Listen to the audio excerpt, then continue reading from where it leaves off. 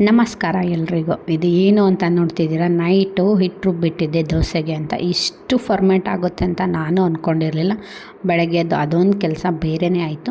ಅದಾದಮೇಲೆ ಅದೇ ಹಿಟ್ಟಿಂದನೇ ಹರ್ಷಗೆ ಉತ್ತಪ್ಪ ಹಾಕ್ಕೊಡೋಣ.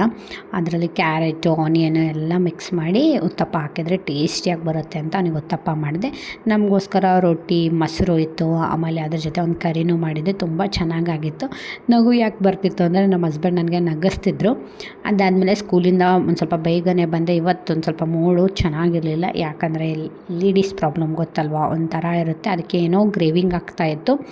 ನಾನು ಒಂದು ಚೆನ್ನಾಗಿರೋ ಉತ್ತಪ್ಪನ ಹಾಕ್ಕೊಂಡು ತಿಂದುಬಿಟ್ರೆ ಆಯಿತು ಅಂತ ಆನಿಯನ್, ಟೊಮ್ಯಾಟೊ, ಮೆಣಸಿನ್ಕಾಯಿ ಎಲ್ಲ ಹಾಕಿ ಚೆನ್ನಾಗಿ ಸ್ಪೈಸಿಯಾಗಿರೋ ಉತ್ತಪ್ಪ ಮಾಡಿದ್ದೆ. ಅದ್ರ ಜೊತೆ ಕಾಂಬಿನೇಷನ್ ಆಗಿ ಒಂದು ಸ್ವಲ್ಪ ಸಾಸ್ನ ಹಾಕ್ಕೊಂಡು ತಿಂದೆ. ತಿನ್ನೋಕ್ಕೆ ಮಾತ್ರ ಸಖತ್ತಾಗಿತ್ತು. ಅದನ್ನು ತಿಂದಮೇಲೆ ಒಂದು ಸ್ವಲ್ಪ ಮನಸ್ಸಿಗೆ ಸಮಾಧಾನ ಆಯಿತು. ಇವತ್ತೇನೋ ಗೊತ್ತಿಲ್ಲ, ಬಂದಮೇಲೆ ಫ್ರೆಶ್ ಆಗಬೇಕು ಅಂತಲೂ ಅನಿಸಿಲ್ಲ. ಫಸ್ಟು ಹರ್ಷನ ಮಲಗಿಸಿ ನಾನು ಊಟ ಮಾಡಿಕೊಂಡೆ. ಅದಾದಮೇಲೆ ಹರ್ಷಗೆ ಆ್ಯಸ್ ಯೂಶ್ವಲಿ ಎದ್ದಿದ ತಕ್ಷಣವೇ ಊಟ ಮಾಡಿಸ್ಬಿಟ್ಟೆ. ನಾನು ಮೆಸೇಜ್ ಹಾಕಿದ್ದೆ ನಮ್ಮ ಹಸ್ಬೆಂಡ್ಗೆ, ನನಗೊಂದು ಸ್ವಲ್ಪ ಮೂಡ್ ಚೆನ್ನಾಗಿಲ್ಲ ಅಂಥೇಳಿ. ಹಂಗಾಗಿ ಅವ್ರು ಬರಬೇಕಾದ್ರೆ ನನ್ನ ಫೇವ್ರೇಟು ಪಾನಿಪೂರಿನ ತೊಗೊಂಡು ಬಂದಿದ್ದರು. ಮೆಸೇಜ್ ಮಾಡಿ ಯಾರಿಗೆ ಪಾನಿಪೂರಿ ಅಂದರೆ ತುಂಬ ಇಷ್ಟ ಅಂತಂದೇಳಿ. ಆ್ಯಸ್ ಯೂಶ್ವಲಿ ಹೆಣ್ಮಕ್ಳಿಗೆ ಪಾನಿಪೂರಿ ಅಂದರೆ ತುಂಬಾ ಇಷ್ಟ ಆಗುತ್ತೆ. ನಮ್ಮ ಹರ್ಷನೂ ಪ್ಲೇಟ್ ತೊಗೊಂಡು ಕುತ್ಕೊಂಡ್ಬಿಟ್ಟಿದ್ದೆ, ನನಗೂ ಬೇಕು ಅಂತೇಳಿ. ಅವನಿಗೆ ಜಸ್ಟ್ ಒಂದು ಕೊಟ್ಟು ಮಿಕ್ಕಿದ್ದೆಲ್ಲ ನಾನು ತಿಂದೆ. ಅಷ್ಟೊತ್ತಿಗೆ ನನಗೋಸ್ಕರ ನಮ್ಮ ಹಸ್ಬೆಂಡು ಸ್ಪೆಷಲ್ ಆಗಿರೋ ಟೀನ ರೆಡಿ ಮಾಡ್ತಿದ್ರು. ನಿಜವಾಗ್ಲೂ ಅವ್ರ ಕೈ ಟೀ ಕುಡಿಬೇಕು ಅಂದರೆ ನನಗೆ ಮಾತ್ರ ತುಂಬಾ ಇಷ್ಟ ಆಗುತ್ತೆ.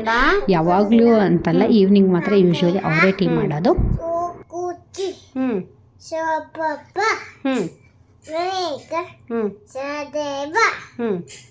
ಸರ್ವಕಾರೇಶು ನೋಡಿ ಎಷ್ಟು ಚೆನ್ನಾಗಿ ಶ್ಲೋಕ ಹಾಕ್ತಿದ್ದಾನೆ ನಮ್ಮ ಹರ್ಷ ಅಂಥೇಳಿ. ಅದಾದಮೇಲೆ ಕಿಚನ್ ಹೋಗಿ ನೋಡಿದರೆ ಕಿಚನ್ ಫುಲ್ ಕ್ಲೀನ್ ಮಾಡಿದ್ದಾರೆ ನಮ್ಮ ಹಸ್ಬೆಂಡು. ಎಷ್ಟು ಲಕ್ಕಿ ಅಲ್ವಾ.